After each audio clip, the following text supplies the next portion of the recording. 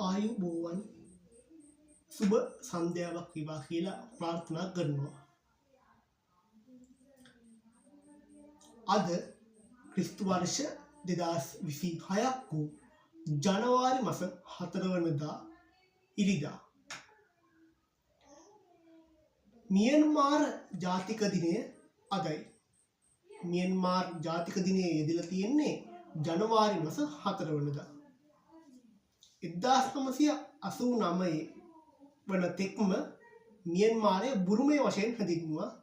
ඉන් පසුව මියන්මාර් යන නමින්ම තමයි අද වන තෙක්ම හැඳින්වීම සිදු කරනු ලබන්නේ. ඉතින් මම හිතනවා අදත් ඔබ සුවිශේෂී වූ දිනයක් සම්බන්ධයෙන් හොඳ අවබෝධයක් ලබා ගත්තා කියලා. ඉතින් මේ වගේම තවත්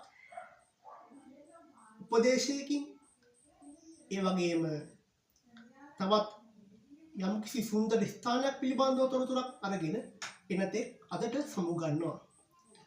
ඔබ සියලු දෙනාටම වාසනාවන්ත දවසක් වේවා.